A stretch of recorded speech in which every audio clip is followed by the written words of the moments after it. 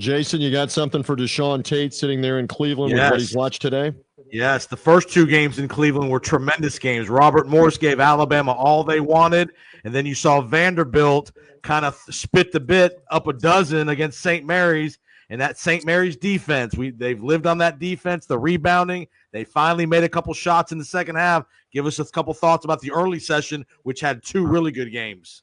Yeah, I think Robert Morris did themselves a fine job. I mean, they got to a point, I don't know what it was, maybe 7 minutes left in the game or something around that range. And it was a 1-point game with Robert Morris with the lead. The big guy for Robert Morris, Dickerson, did a fine job. 25 points, 9 rebounds for him. 6 of those 9 rebounds on the offensive end. Alabama plays this way 48 hours from now.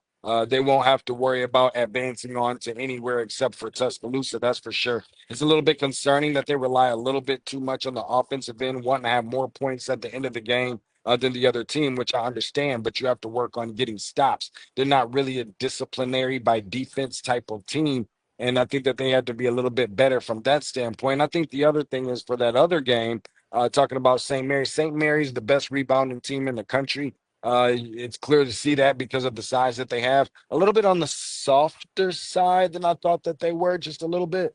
Nonetheless, they've got Jordan Ross, who's one of their better players and guards, and not Marshall even Lunas, just on that team. Marshall Lunas, he's a big time player. I think he's a former conference player of the year or somewhere right up in that range. So they've definitely got themselves a good team. Their hands will be full. I got St. Mary's advancing to the Elite Eight, so that wouldn't have been a good look for DeShaun Tate's bracket.